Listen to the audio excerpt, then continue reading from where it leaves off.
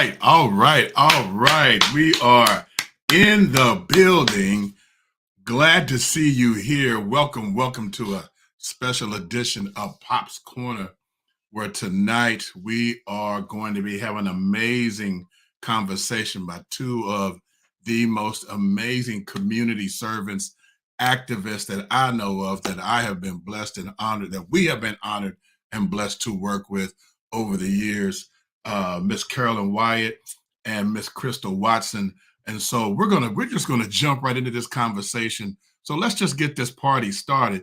So first of all, I got to bring to the stage Miss Carolyn Wyatt. Let's give her a hand as she's in. Thank you.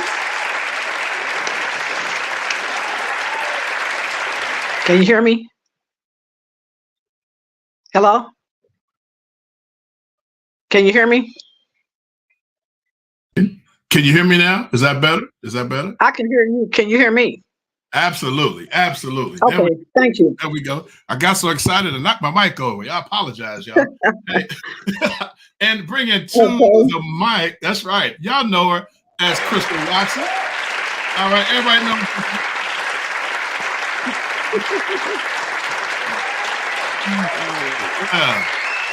Excellent. And I just want to say to both of y'all, thank y'all so much for taking on this conversation. Good to see you, Coach Anthony. Good to see you. We got some folks that's joining in. Dots, former Dots. There are folks interested in this conversation tonight. And so we're going to, again, like I said, we're going to jump right in because first of all, we know how critical this topic is to our community, both for those for and those against. And what makes this happen tonight is that last week we launched the Broderick Crawford Community Leadership Program, and we had about 20 people in the room, and we were talking to them about this process right here. And so literally, you are going to watch and hear and listen to how this can play out for us as a community when it comes down to dealing with some of our tough adaptive challenges. So what you're going to get tonight in the next 56 minutes is what it takes people 2 days to get when they come to a KOC workshop in Wichita or here in Kansas City, or what they can get over a period of time working with us through John Maxwell. So again, ladies, thank y'all so much for coming tonight. And we're just going to jump right in. Well, first we're going to start with prayer, and then we're going to get started. So Father, in the name of Jesus, we thank you, we glorify you, we magnify you. What an honor it is to come before your people, this community, this beautiful, amazing community called Wyandotte County. And what an amazing opportunity it is to have two of your servants who love this community, love our school district, love the people, and are willing to come together and have a conversation, even when their views are different, but then to show the power of Christ in it, through it, and at the end of it. So speak through them as you would speak through them, Lord. Let their hearts be wide open, and let he who has an ear, let them hear what the Spirit is saying. And we ask it all in Jesus' name. Amen. All right. Amen. All right. So the first thing that we do is we talk about purpose. Both of these amazing women, as long as I've known them, they've worked from purpose. So tonight we wanted to make sure that everyone was clear on the purpose of this conversation. And one is to show our community that people can have a love for the same things and yet see them from different perspectives. Point number two is to highlight that people can have respectful conversations about a topic that has at times been heated and still have that same respect for that person after the conversation is over. Point number three, determine how do we go forward as a community and not be fractured or split if the vote doesn't go our way. Point number four, to show the community at large that there are tools that can help us expand our capacities to lead and to have impact in our community, which we're talking about Kansas Leadership Center with our community leadership program and also John Maxwell. And finally, to reflect the passage that we are to live at peace with all men as much as possible. And that's Romans 12:18, because everything that we're all trying to do, he tells us that we do as unto him. So we start off with the law of intentionality and leadership. And so John Maxwell says this: Leadership is influence, nothing more, nothing less. For those of you who know Miss Crystal, who know Miss Wyatt, you know probably one of the reasons you're watching them is because they have influence. They have influence in your life. You've seen them on the grind. You've seen them at the UG meetings. You've seen them in the school board meetings. You've seen them work on the school board. You have seen them actively engaging the constituents of this community. So when it comes to influence, no problem. We got the right people at this conversation. And then KLC says in our leadership principles is that it starts with you and it must engage others. Engagement, not a problem. Both of these ladies have literally written chapters of what it means to engage in various ways and to get people in places that they may not have thought about getting or coming to, other than the fact that they have relationships with them. So they're coming with an intentionality. They're coming with a purpose tonight. So let me ask this first question to the both of you. When you think of how important it is, I'm going back to Blue Bear. I'm getting ahead of myself because I'm already excited. But what is it about this community, and especially about the school district, that just stirs you into action? And Ms. Wyatt, we'll start with you first. What is it about this community? What is it about the school district that spurs you into action? And Crystal, I'm going to come right to you next. And so, Ms. Wyatt, 2 minutes. Yeah, 2 minutes. What spurs me into action is the children. Okay. The success of the children. Yeah. That makes all the difference on how they're being educated, the results that they have, that they're getting from their classes, and the future. So we won't have that prison to pipeline.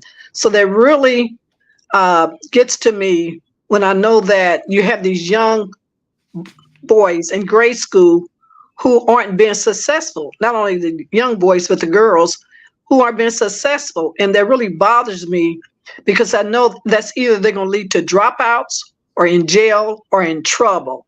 So without having the needs that they need to receive in grade school, specifically, it means trouble. Okay. All right. Very good. Crystal. Thank you, Ms. Wyatt. Crystal. So great comments, Carolyn. And for everyone listening, she's like one of my heroes anyway. I love you, Carolyn. What spurs me is I have 4 sons that are through KCKPS schools.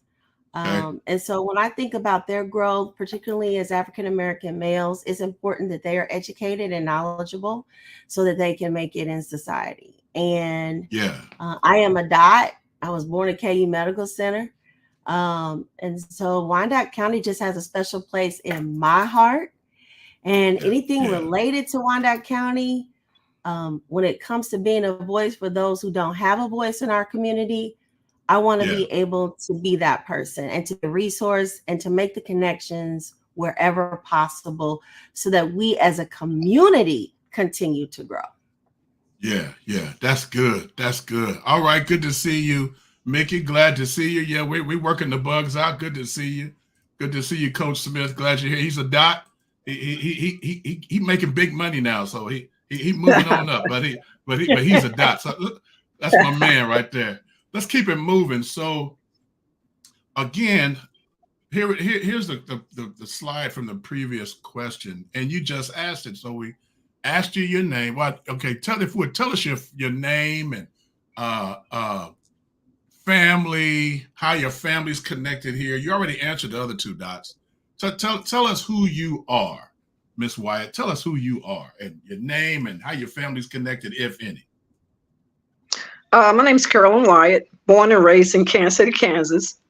I attended the former Killen School, Stowe School, Dunbar, Northeast, Sumner, Junior College, Penn Valley.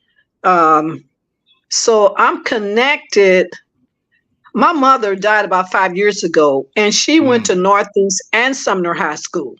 Yeah. She had 10 kids, and we all went there. So we're community connected, And I've worked in the community in a lot of different organizations, EOF, Board of Public Utility. Well, I worked at Board of Utilities, but I was on the school board. I worked at Hallmark, Colgate, retired from BPU. I was Beatrice Lee. I was on the board for Beatrice Lee. Fowler Park neighborhood president. I was on the Housing Authority board, park board. Recognized. I got an award from AARP for the work that I did in the community. I am youth. The youth of our future is educating our children. If we don't do that, we haven't done anything. Okay. So that's just a little bit about me. That's good. She said Northeast. That's right. The Dragons, baby. That's right. Yes. Northeast. Yeah, I went to Wyandotte. Some Northeast didn't have. Some didn't have a baseball team when I came out, so I went to Wyandotte, played baseball. But that's right. The Dragons are in the building. Yes. Crystal, give us a little bit about you. Talk to us about your family and tell us how you're connected. Well, I am Crystal Watson. I am the executive director for the Kansas City, Kansas School Foundation for Excellence. So we support Kansas City, Kansas Public Schools, but we are a separate entity. I'm a mom of 4 sons, like I mentioned. I got 2 grandkids. I'm a dad. I've run I've been in the mayor's office. I have run the Black Chamber. I've been in corporate America. So I'm involved in many boards, from real estate development to currently being on the Kansas Human Rights Commission, where Governor Kelly appointed me as chair. So I feel like I've crossed many sectors in public and private, and having been a member of the community and lived here almost all my life, I am a true doc. Yeah. And so, okay, Adrian, so why would you open with this? Because we want everybody to understand these are 2 individuals that aren't just seated, but they are rooted deep in the community. A lot of folks can't say that. I heard one person say, we were at a local restaurant. He said, man, we got a lot of imports. We ain't got a lot of roots. I said, ooh, okay, I get it. Implants. Implants, imports. Yeah, that part. Yeah.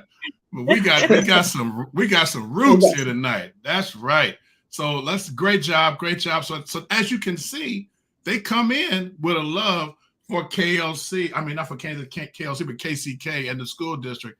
And so we're going to jump into a quick exercise that we call the gap.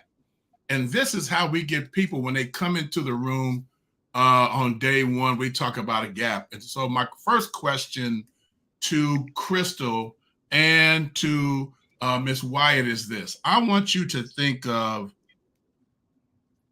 3 concerns. Let's say three concerns that you have for the school district.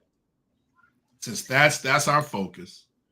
3 concerns that you have for the school district. Now, I was going to use my mobile cam to write them down, but I was having some issues with it, but I will write down your answers on this side. So, Ms. Wyatt, what are 3 concerns that you have for the school district?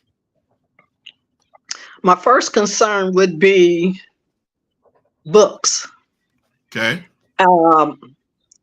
I know that when they bring the different math programs in, a lot of times I had experience with certain teachers in a grade school that when I was in the class watching, the person was trying to read the math questions and explain it at the same time.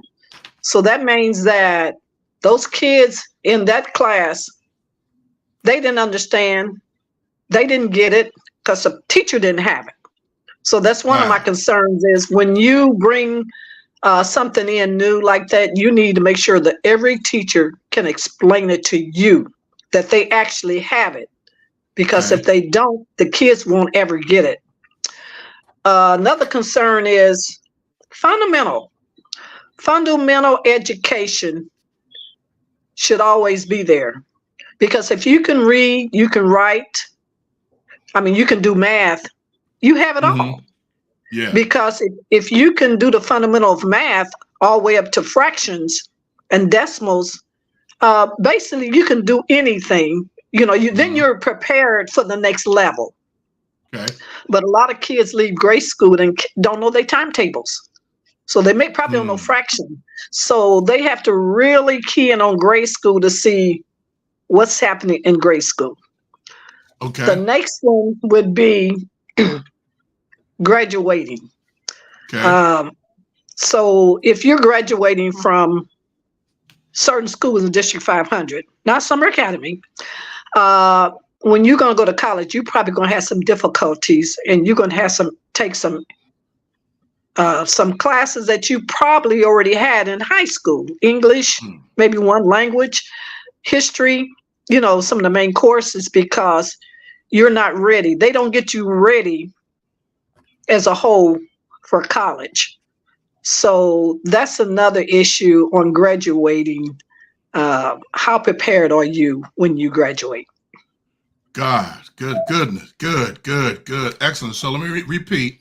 3 of your primary concerns is a lack of books or every teacher being able to explain to the students, especially, I think you said at the educational level of grade school, that they're able to explain it, and then graduating and not being able to, or being prepared for graduation if you're outside of Sumner. Is that am I right? Am I stating that right? You're right. Okay. Yes. Okay. Very good. Thank you. Crystal, what are some of your concerns? So mine are education, the first and foremost, which really feeds into Miss Carolyn's, the books, the fundamentals, and the graduation. I kind of lump all that into one, under Gotcha.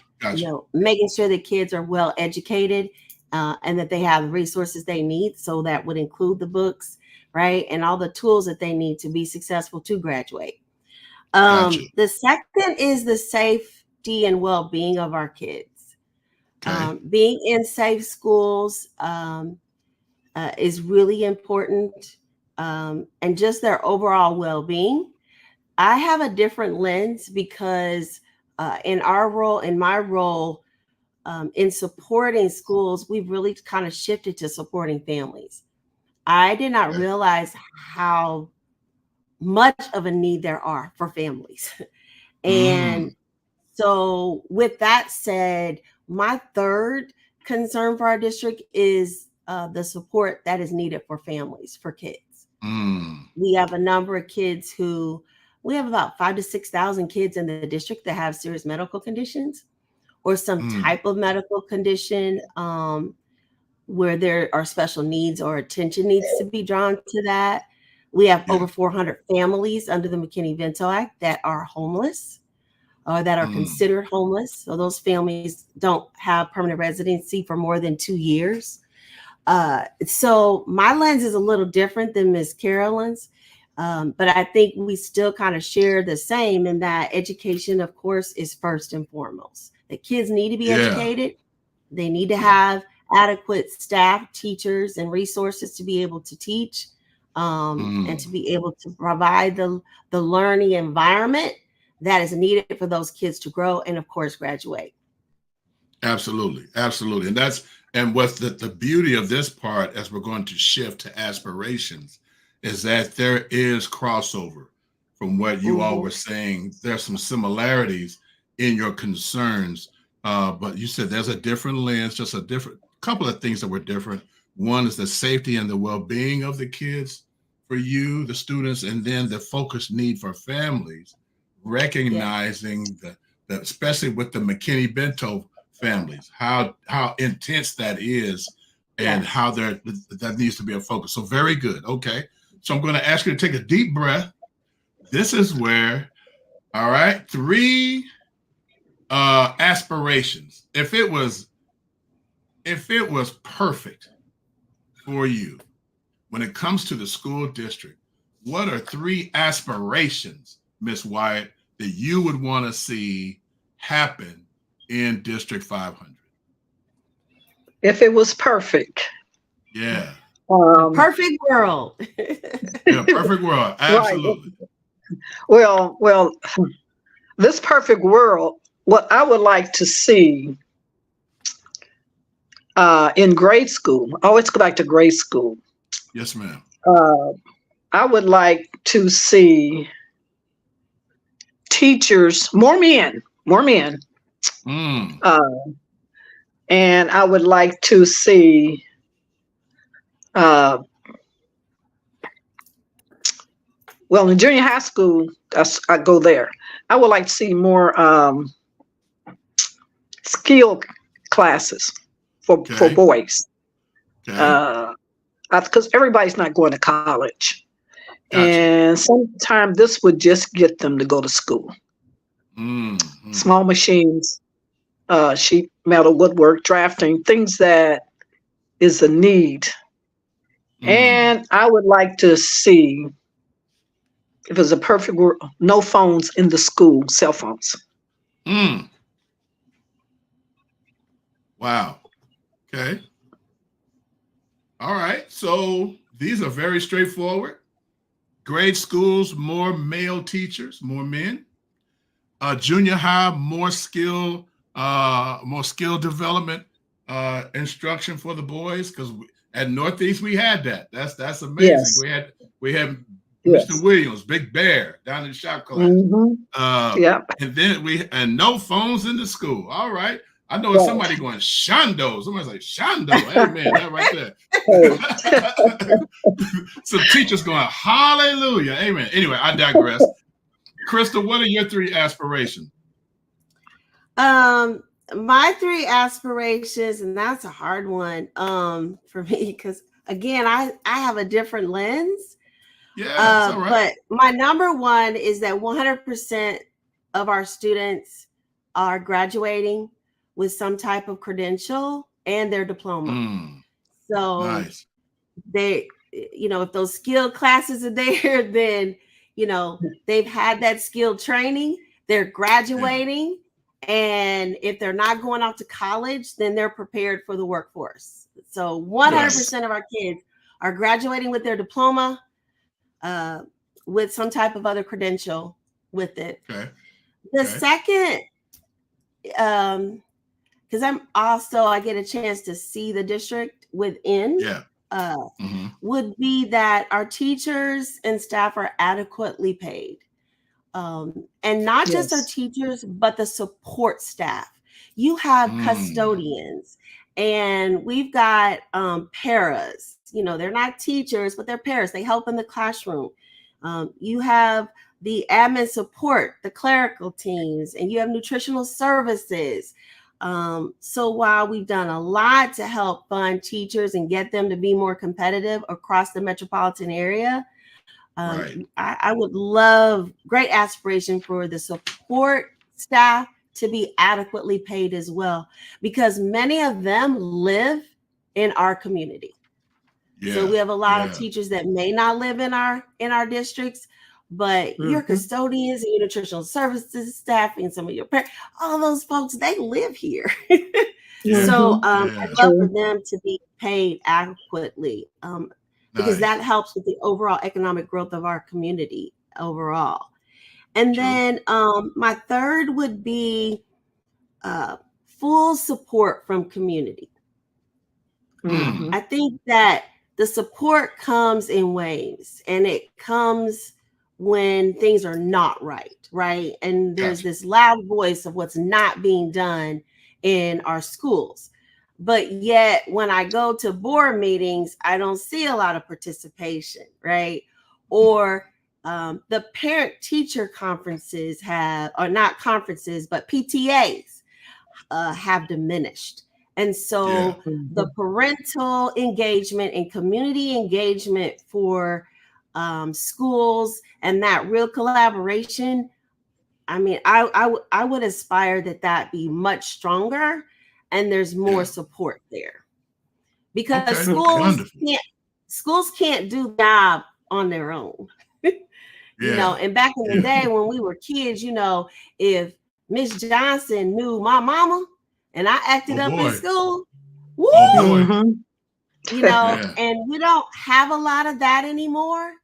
But if the community was more engaged, you know, and participating in school activities, I think that makes a difference, because if Miss Johnson knows, you know, Miss Harold down the street that knew my kids, so she goes, and you know, Miss Harold gonna snatch me too, because everybody, you know, in the church, everybody was your cousin.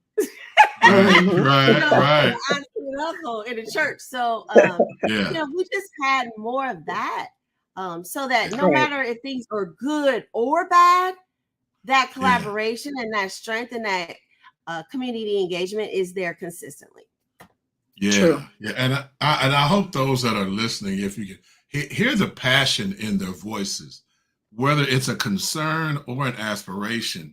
Here, and Mickey just said, look, she said, amen. So folks, y'all preaching, you know what I mean? Like, folks is like, they feeling y'all right now, you know? And so this whole context of showing you all that these just aren't two people who just out here doing work in one level or another. There's a passion with them, as with a lot of individuals in our community that are doing this work. So now here's where it gets tough. That space called the gap.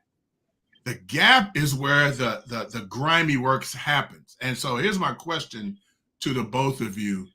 Give me, if you can, take a deep breath, because the gap is wide. If you think about the gap between the concerns and aspirations is pretty wide. And we see that there are challenges not fixing the gap, but making progress in it. What do you believe are the top 2 or 3 hindrances? I'm gonna start with you, Ms. Wyatt, from helping us close the gap or making progress on closing the gap. 2 to 3 challenges that make it hard to make progress on that gap.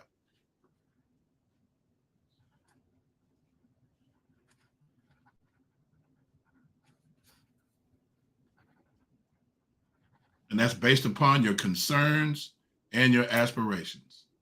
Ms. Wyatt, you have the floor. Did she freeze? I think she froze. I think she might have. I'll go ahead until she. Okay. All right, we're waiting on you, Ms. Wyatt. We're waiting on you. Go ahead, Crystal. She might have to come back in. I will tell you again, I'm from a different lens. Right. I think that some of the hindrances, and when you say hindrances, are you referring to the hindrances that prevent kids from learning, that addresses some of the, deficiencies that are within our schools? No, not necessarily. This is more when you look at what you both listed as concerns and aspirations. And so within that gap, to close that gap between those two, what might Crystal think are hindrances or challenges? Okay. Let's use the word challenges to that work, to that work happening.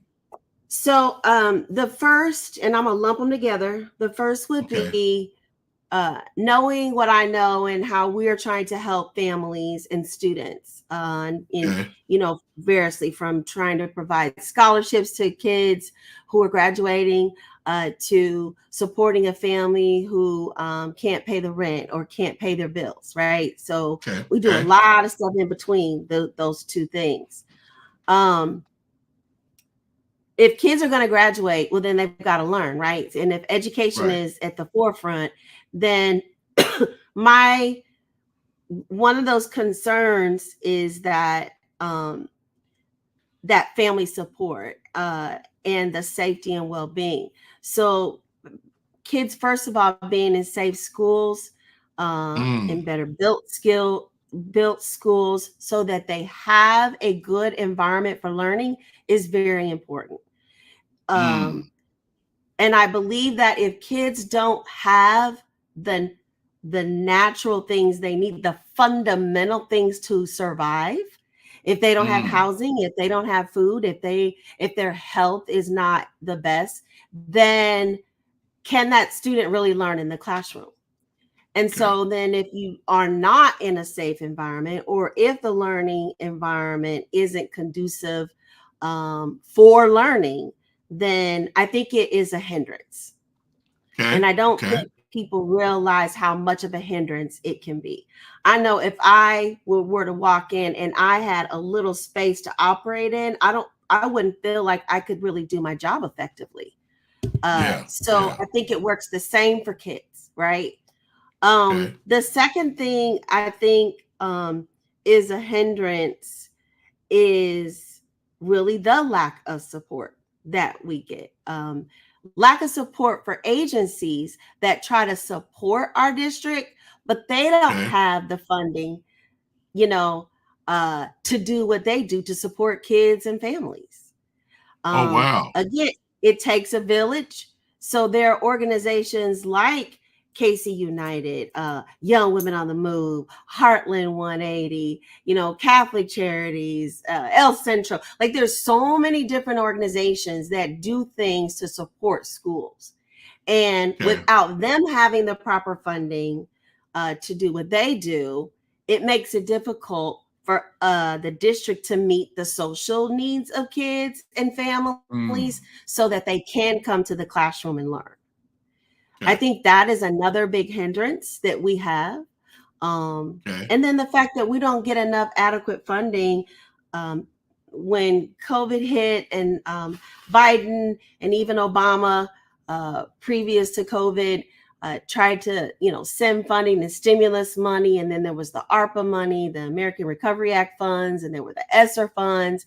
All of that was poured into education, but not much of it was poured into infrastructure for schools.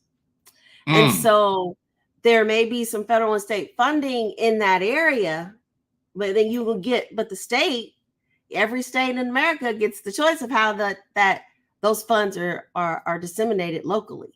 So I think that's a hindrance. I think part of the hindrance is the way the federal system is set up, and how funding is allocated. Each district is allocated so much capital outlay money. That's not enough money, to do the infrastructure and build schools the way they need to be. And so part of that hindrance is the use of technology, and the innovation that changes every day, because of the way technology changes. I was trying to get back in there. Yeah. I got Miss Wyatt on the phone. Look like she's having some technical difficulties, but we're glad that she's here on the phone. Glad that you're here, sis. Can you hear us? Yes, I can hear you good. Okay, Crystal, can you hear her? Yes, I can hear her. Okay, all right.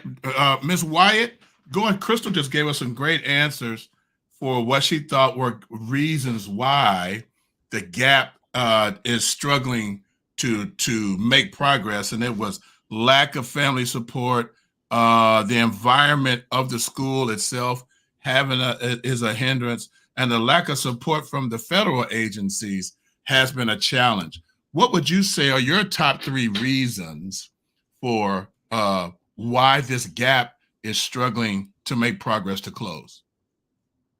I think the first one would be, this is a new age with kids and parents and teachers, I consider.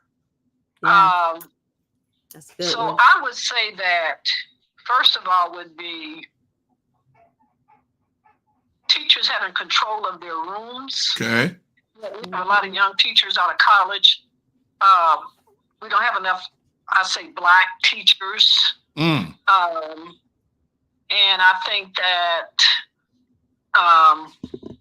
part of the problem would be teachers not having control of the kids not being respectful of the teachers, parents not taking their control where they need to have with their kids. Yeah. Okay. And I think that principals should have control of the teachers, knowing exactly what they're doing, what they're not doing, how the school is running. And also the superintendent knowing what each school is doing, how they're performing, how they're not performing, you know, it's kind of like the head of the house knowing how the house is going. And another thing, one thing I know that I think they're doing some teaching from home, over the phone, over the internet. Okay. I think that's a negative. Okay. Because when kids were out of school, when you know, for this disease everybody had, and they were teaching from home, it didn't work. Yeah. So that's something they shouldn't bring back. If you don't have enough teachers, you may have to raise the pay for the teachers and get the qualified teachers that you need in the school, but no teaching over the internet, because that's not going to even work. It's not going to work when teachers in school, so definitely not going to work when teachers not at school. So I think that's a big problem there. Yes, ma'am. That if you don't have the teachers, you need more men teachers in the whole district. So I think, and to me, you just need to not outsource anything. Outsourcing is a problem because you don't have control over outsourcing. Yeah. Outsourcing should not be in any school district, any job, I would say. And then you haven't bringing so many teachers from out of the county. They have no connection with the kids, no connection with the system, because most of their kids do not come to District 500. If they don't think District 500 is good enough for their kids, they need to teach in a different district. We need teachers in District 500 to live in District 500, have an interest, and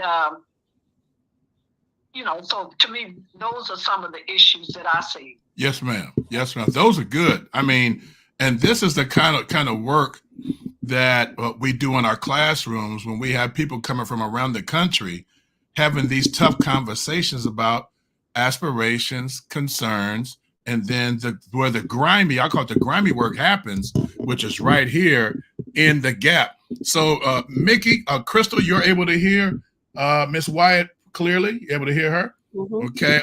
Mickey, you're able to hear Miss Wyatt clearly. Can you respond, please? Sheldon, good to see you as well. Want to make sure that Miss Wyatt's voice is being heard. Can y'all respond? Make it that if you were able to hear her clearly, yes or no? Mickey and Sheldon. And Anthony, if you're still there. Yes and yes. And even Vicky says yes. Wonderful. Okay. So let's keep it moving. So now this is where we shift and we're talking about, thank you, Sherry. Good to see you. We're talking about, thank you, Sheldon, working across factions. So, okay, this is a word that, because we're getting up to the point of the conversation where we need to be. And so when I got to KOC, I was like, we don't use that word back on the block. We say groups or, teams and things of that nature. But for the focus of this conversation, we have to use the word faction. So here we go. Voters who would vote yes is considered a faction. Voters who would vote no would be considered a faction. And every one of us in this conversation, every one of us is in a faction. So we would put everyone that comes and does this work. They're like, okay, am I in a faction? Absolutely. So what is a faction? A faction is a group of people who share common values, loyalties, and may experience similar losses if the system makes progress on the challenge at hand. So let's talk about the values. And so, and this is where you can really see where you or people that are with you in your faction or people that maybe have a different thinking process than you, values matters. And so values in this context are deeply held beliefs related to an adaptive challenge. So the beliefs that you heard from Miss Watson and Miss Wyatt, these are things that they value, often based on significant life experience. You heard them talk about their life experience here in Wyandotte County and revealed through actions and behaviors. So the work that you see them do and continue to do and have done is based upon the values that they have. For those of you that are watching and that are listening, those of you that are teachers, those of you that work on the outside, those entities like Crystal talked about that are trying to work with the district, there's a set of values that they have. So then here comes the loyalties. Now, because of our time, I'm not going to jump deep off into this, but trust me, sometimes loyalties will, and listen to the word, sometimes there are situations where a faction will, where the loyalty will trump the value. And I'm not using that word to raise the heat. I'm just saying sometimes we have found that loyalties describe dedication to a group, a place, people, or a way of doing things that may become barriers to progress on the adaptive challenge. For a faction under pressure to change and adapt, here's this, loyalties often trump values. And I could give you a plethora of factions who in their values is one thing, but because they're loyal to a certain system or a certain way of doing things, the loyalties will trump the values. And so here's the losses. Losses are what a faction gives up for fears having to give up if progress is made. So for some people, it's control. Factions is control, security, prestige, familiarity, etc. Sometimes factions are difficult to energize or other people because they anticipate losses and see risks they are not willing to take. If you looked at the two factions that we're going to talk about, that we're talking about the no vote and the yes vote, you can see how this is playing out at a way deeper level than just, well, you know, A through Z. No, for a lot of people based in both factions, depending on which faction you're in, this thing goes deeper. So now let's jump into it. So here's the issue. So we have people put the issue in the middle, that the case in point per se. The $400 million bond vote is coming up next week. There have been conversations with Dr. Stubblefield and her staff in the community, around the community. There have been entities that have been gathering for both sides of the table to try to gather and generate momentum to see this vote go one way or the other. So this is the work that we're going to do real quick. So Crystal, if you looked across the table and you were looking at the no voters, what might you say they value? What might be one value that they have? And Miss Wyatt, I'm gonna have you do the same thing. Go ahead, Vicky. I mean, Crystal. Well, I think the number one thing that they value is education. And that education should be first and foremost before raising property taxes on families who are already low income to poverty, or just raising taxes, period. Because everyone doesn't want to pay more taxes. I don't want to pay more taxes. So I think that would be the where their loyalty is that protecting the taxpayer, and putting funding more toward education. Okay. Miss Wyatt, what might the yes vote faction value? What's one thing they may value? The yes vote, what do they value? They value money. Okay. I'm thinking the reason they valuing the schools that they want to have built, that's their value, is the amount of schools and amount of money that is going to be spent, because they feel that that's valuable. Okay. Okay. Yeah, I think that's what they're valuing. Good. Okay. This is good work, y'all. This is good work. So, okay, Crystal, what might be a loyalty that the no faction might have? What's one thing they may be loyal to? I think they're really loyal to people who cannot afford the tax increase on their personal property. Okay. They're very loyal to that. And they're also very loyal to ensuring that students get the education they deserve, that funding is spent accordingly to that, and that we have well-equipped teachers who care and who are invested in our community as well as in our students. Yeah, very good. Okay, Miss Wyatt, what might be a loyalty that the Yes faction may have? Loyalty. You got the values. What might be what else they might be loyal to? Oh, for the Yes? Yep. See, I'm not for the Yes. I thought I just got the Yes question. Okay, the Yes, if I was voting Yes,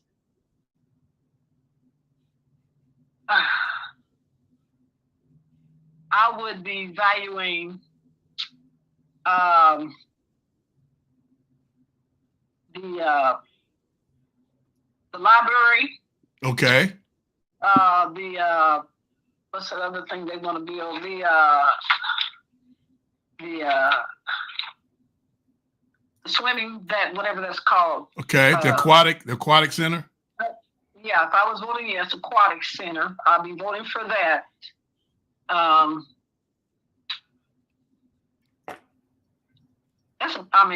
I guess the buildings, if I was going to vote yes. Okay.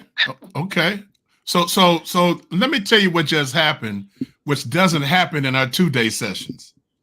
Ms. Wyatt said, well, if I was in their shoes. Right. So what you just did, this is crazy.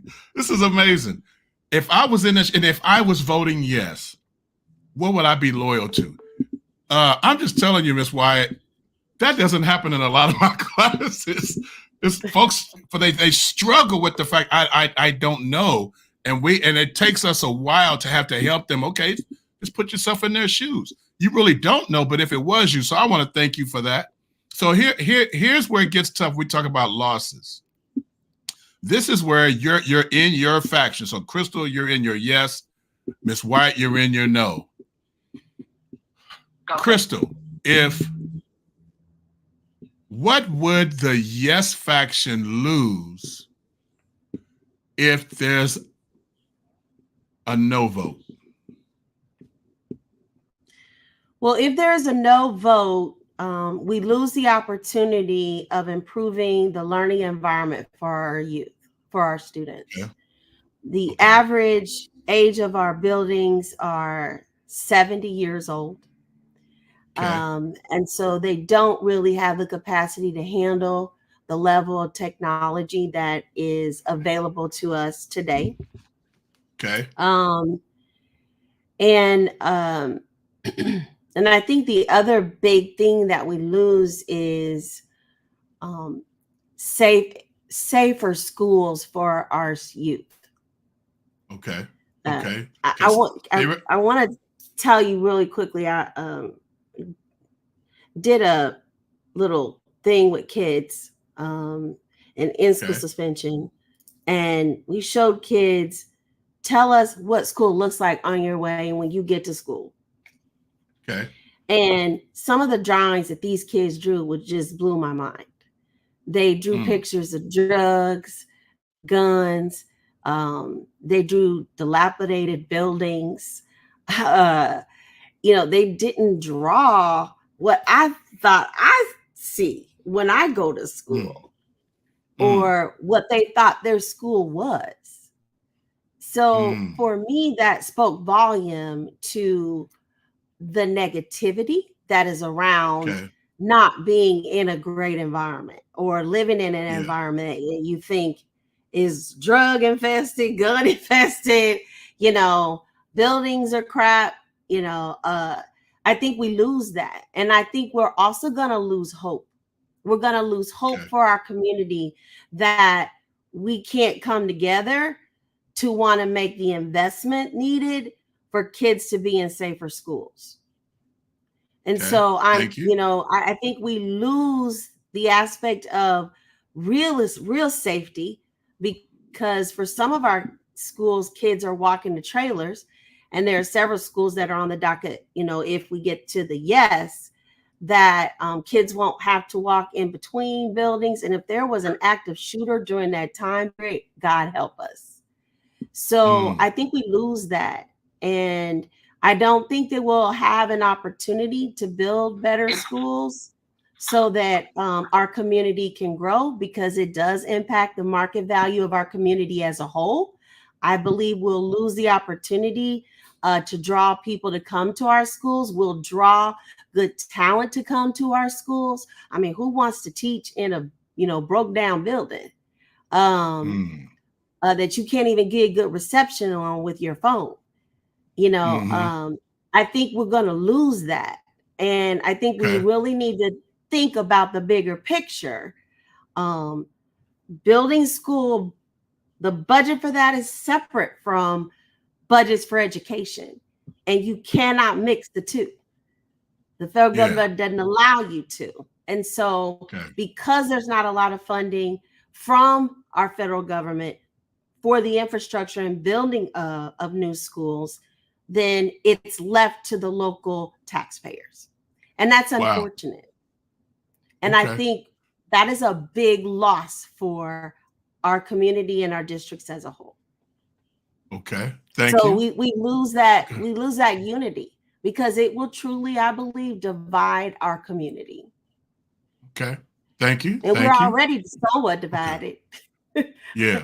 So I don't think it'll put the district or the community in a very good light.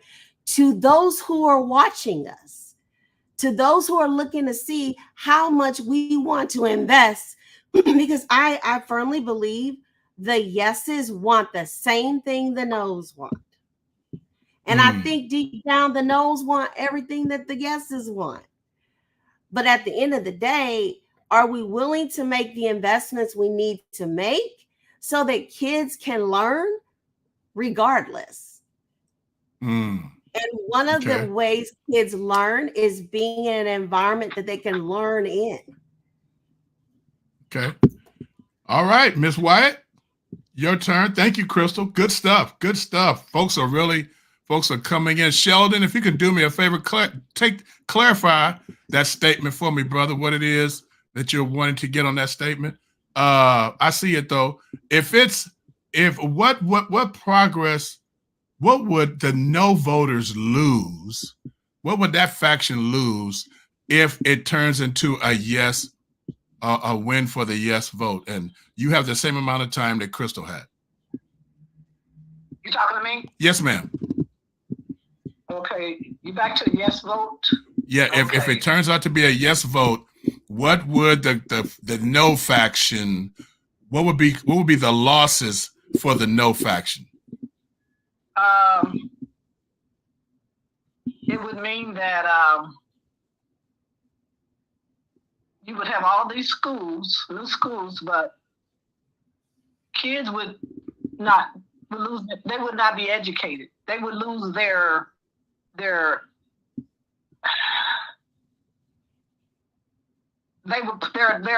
putting schools over education. Okay.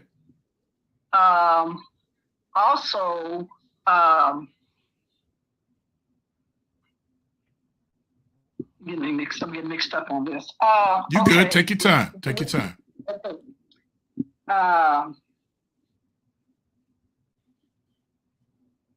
This is something that I feel that I'm just going to say this. If the staff and the superintendent put as much time as they did going out to all the community, if they put all their energy in education and in the kids and in the schools and in the teachers and if they put all that energy that they used for the last month or whatever that they put out there, schools would be different, because reading would be up, math would be up, the certification, the certification. It's not certification, but it's accreditation would be fully up all the way. Okay. Graduation rate would be up.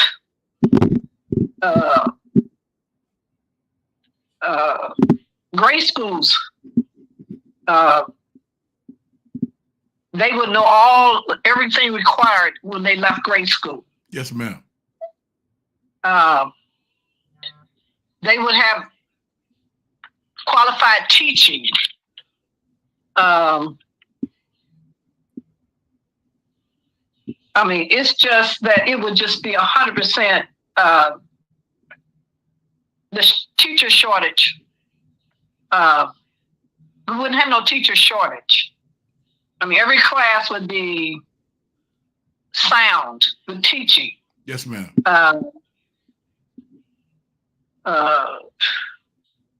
Just quality education would be there. That's our main purpose. The main purpose is to have quality education. Yes, ma'am. And if you got that, that's it. That's everything. Yes, ma'am. Okay.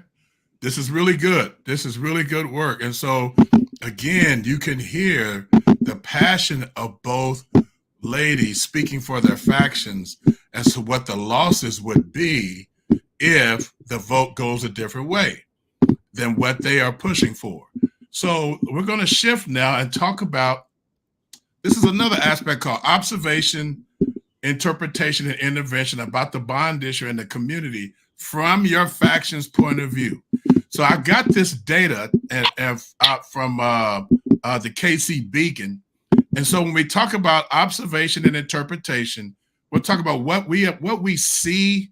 What do you see? Not what you think it is, but we know that we see this bond issue.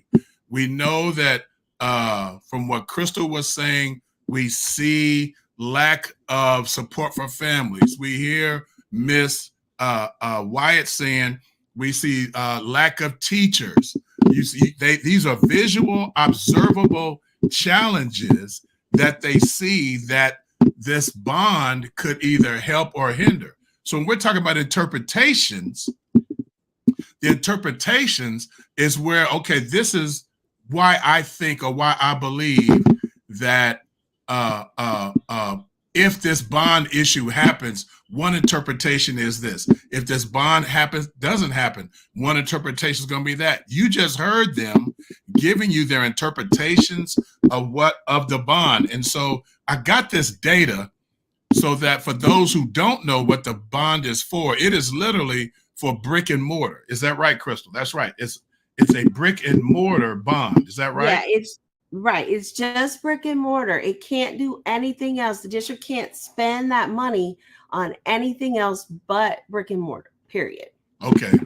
Thank you. So the quote is that KCK School District is asking us, the voters, to approve a $420 million bond.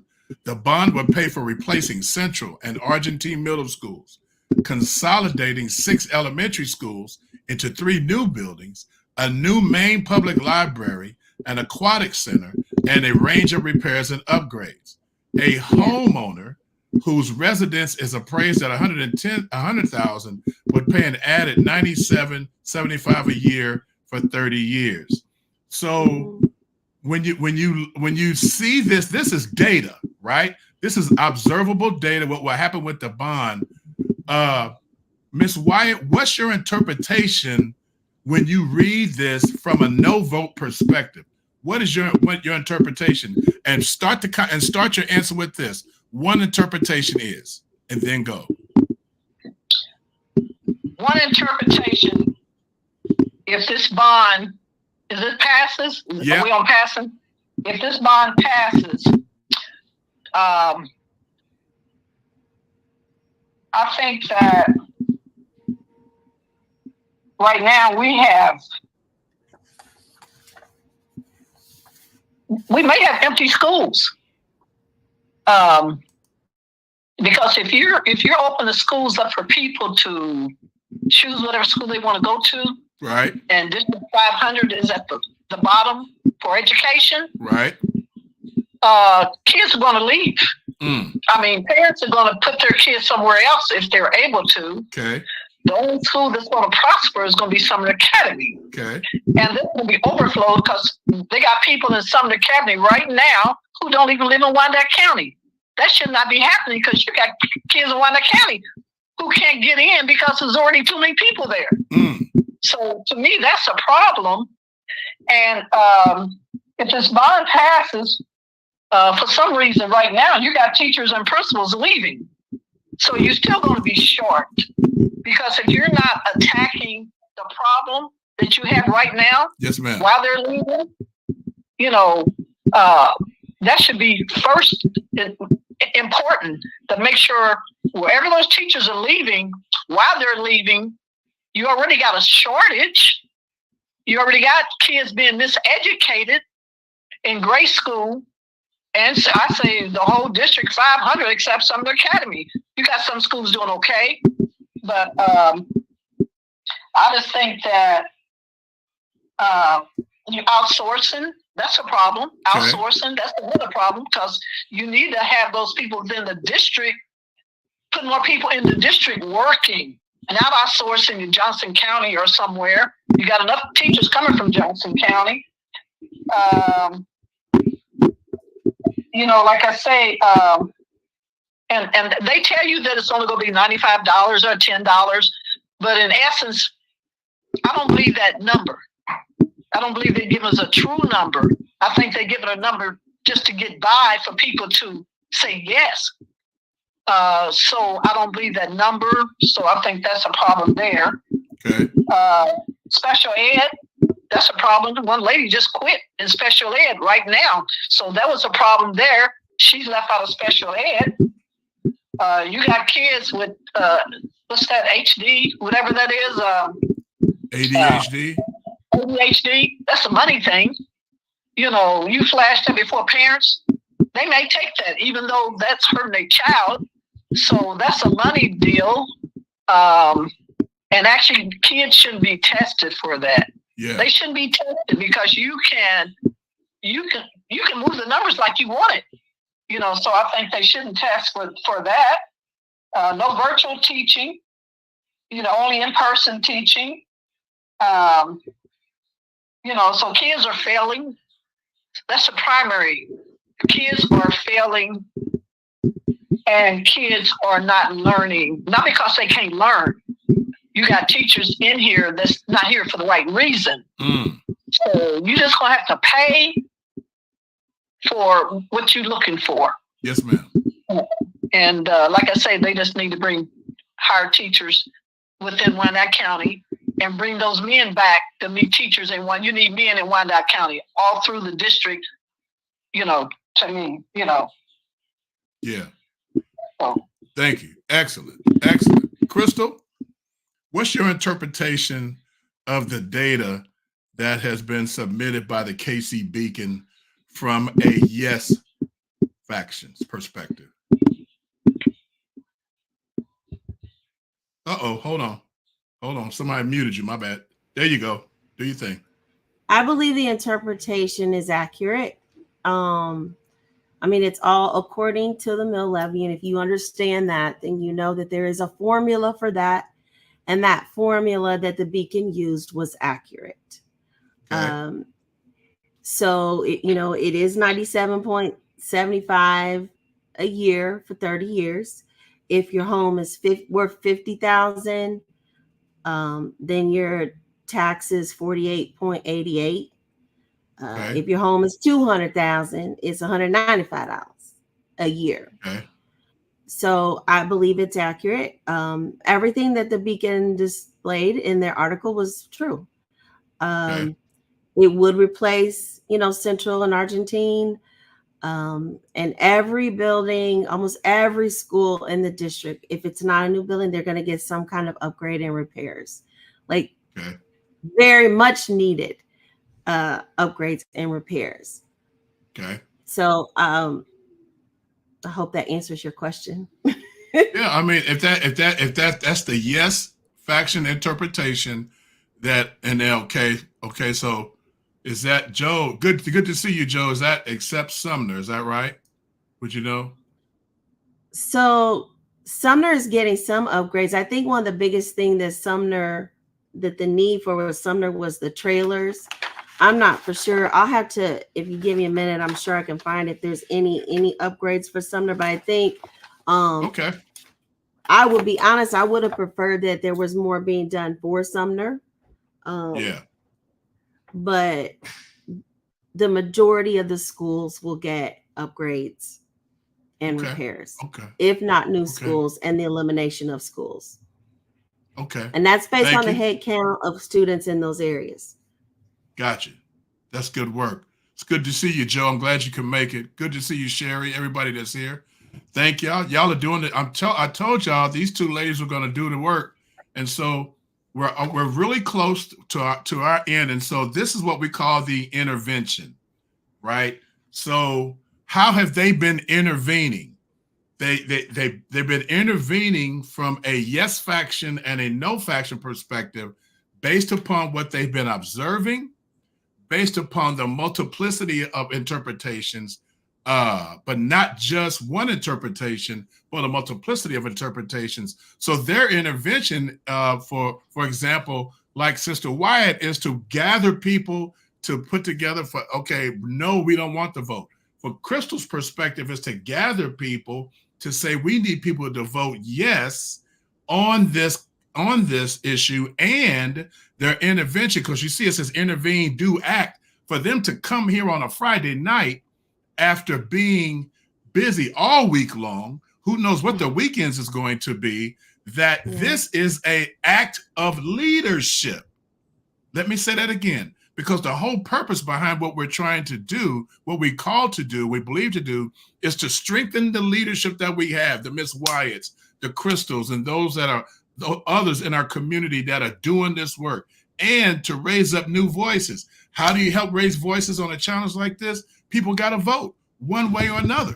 People got to vote. We got to get more people to the polls to make their voices known.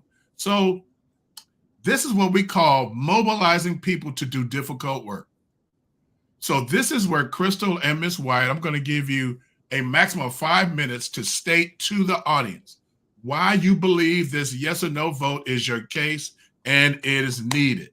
Look, I want you to look directly into your camera and pour out your heart from a personal faction group perspective, and then we're going to close this out. Okay, so Miss Wyatt, you have the floor. You've got 3 to 5 minutes to just pour your heart out and tell the community why you believe a no vote is necessary. You have the floor.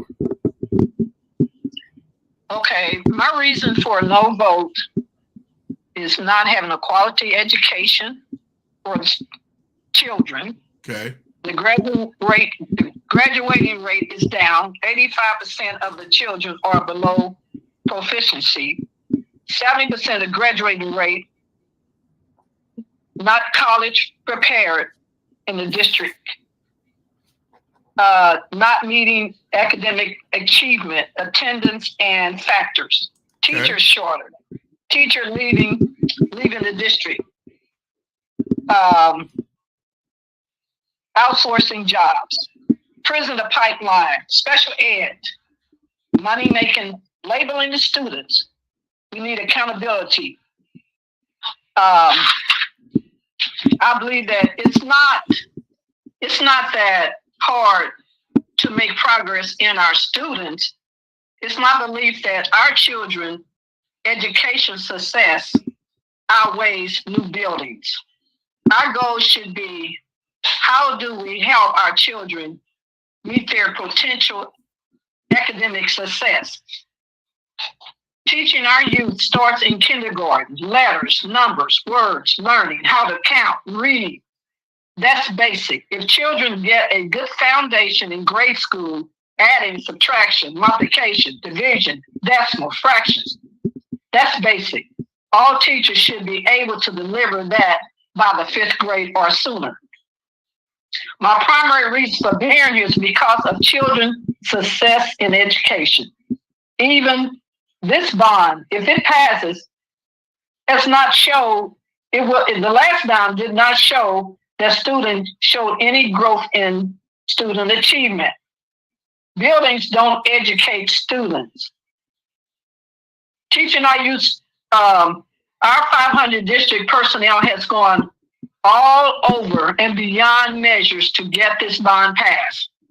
If this same measure was used, given to get our students to success in their academic performances, students would excel in reading and math. But it takes over all this effort, and we would have a full accreditation and a real improvement by our students. So they went over and beyond just try to pass this bond. But if they went over and beyond for our students in their classes, with their teachers, it would be no problem in our school, because the kids would get the education that they need. But you got to go over and beyond, whether it's on a Saturday, it's after school, but whatever it takes, they need to do the same, have the same effort as trying to pass this bond. Go beyond. That's it. Thank you. Great job. Thank you. Thank you. Thank you. Okay, Crystal, now you get your chance. 3 to 5 minutes to state why you believe the yes vote is the case. That should be the case for them coming up next week. You have the floor. First of all, I just want to say to the community that my heart and soul is in Wyandotte County. And my students, my kids, my sons have grown up in this district and have faced all of the concerns that Ms. Wyatt has addressed. And one of the things I love about Carolyn Wyatt is that she's always been an advocate for our community, our kids, and I just hope to be as strong and of an advocate that she has been. And so there's nothing that she has said that isn't far-fetched or far from the truth. Our schools need to be better. There's just no ifs, ands, or buts about it. But are the educators doing the very best they can? Are they working towards that goal? Absolutely, yes. The yes vote is bigger than just buildings. The yes vote is more about how we want to grow as a community. And the truth of the matter is, I hate to say it, but image goes a long way. And people look at how we look.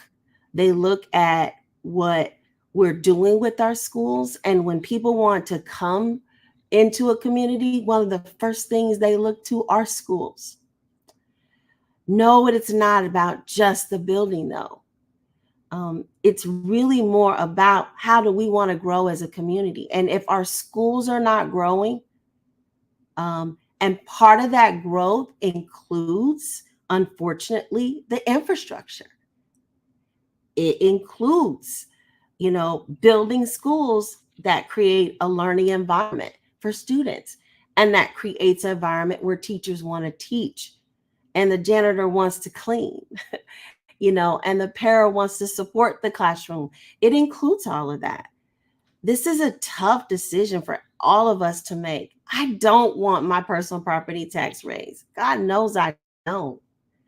But I do want better schools. And I think the biggest question really is, how does voting no change the concerns we have about education? It's not gonna change it. Those funds are on personal property taxes only. Those concerns are much bigger than just education. And all of our public entities need to be involved with this. And I think that shouldering or allowing the district to really take the brunt of what other decision makers have made outside of the district is unfair to the district, I think. And so at some point, we have to make decisions that overall are in the best interest of the community at large. And having decent building schools that allow kids to at least grow and be safe in is worth the investment. If I just did not eat out, and you think about it, how many of us eat out once a month.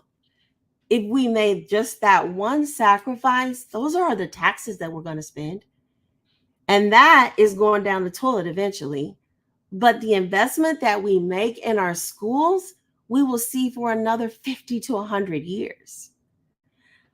My lens is different because my lens looks at one of the biggest hindrances our district has are the social barriers that prevent kids from learning in the classroom. That does not mean that those kids aren't going to be resilient and get past it. It doesn't mean that they're not still going to be successful. But what it does mean is if putting them in an environment that helps them be better and feel safe, then why wouldn't we want to give that to those students? We can't change some of the social barriers that families face. But if we work collectively together, and there are agencies like mine and other nonprofit agencies that are out there to help kids, working more collaboratively together can do that. But that is not going to change what is happening right now overnight.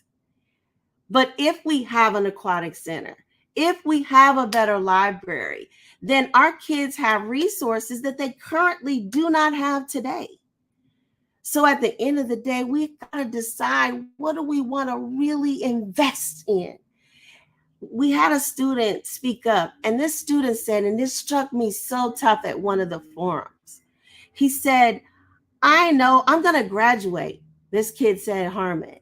He said, but I want kids to be able to come into a school and be better than what I had. I want the same. And I hope that the community wants the same. No, we don't want more taxes. No, we don't. I'm with you on that. But I also want better schools. I've walked into these classrooms, you guys. I have walked into the buildings where at Lindbergh, we walked in and I went to Lindbergh and the trailers are there and the teacher had to punch a code just to even open the door. If there was an emergency or something, those kids wouldn't even be able to get in the building. It is crazy what some of the conditions are for our students for some of these buildings. And so I know it's not about the buildings. I know we need better education. I know. But at the end of the day, there's a hard decision to make. Are you willing to make that investment? My kids are no longer in the schools, but I see kids and I see staff every day, and I want the best for them.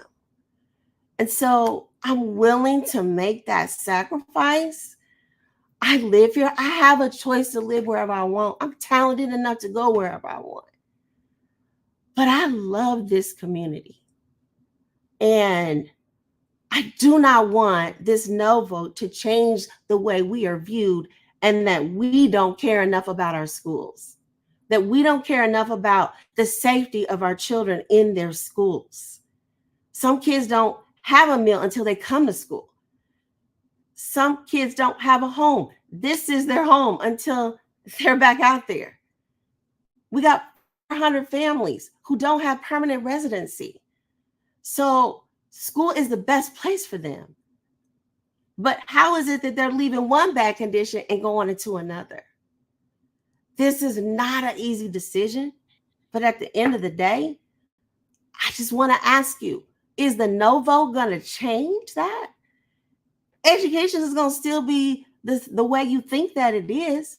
But if you're not in the buildings, if you're not really working with the kids, you don't know. But let's ask the kids what they want. Let's ask what they think. I've asked them. They want better schools. If that's what they want, then I'm willing to make that sacrifice so that they can have it. I think we're all in this together. I think we all want the same thing. We want better education. We want better teachers. We want better schools. But we got to make a decision. And I don't want to sacrifice that for not being able to progress, to keep up with technology, and to introduce the curriculum and innovation our kids deserve in better schools. All right.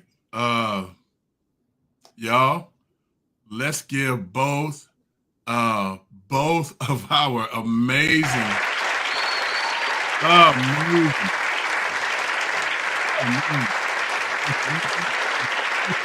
down, pouring their hearts out, just literally making it clear so that those on both sides of the aisle per se would know how to vote. So many great thoughts on here. Thank you, Joe. We will go back and check. Joe said go ahead and check out his live stream with Dr. Stubblefield. And again, Miss Wyatt and Crystal, thank you so much. To those that were here, this is going to be up for a while. They can go out and they can watch the video. Tell folks to come out and watch, because you just heard from two of our soldiers, two of our community soldiers, who just poured their hearts out as to why this certain vote, this vote needs to go a certain way. So we know as believers, and we got to close with prayer. Yeah, we need the Lord to intervene. The greatest intervention for challenges like this, adaptive challenges for us, is the power of God working in and through us to bring what this community needs one way or the other. So we need the power of the Holy Spirit. So I'm going to pray us out. And again, I want to say thank you to Crystal. Thank you to Miss Wyatt. Man, I mean, whatever y'all need, look, man, that's a phone call. We got you.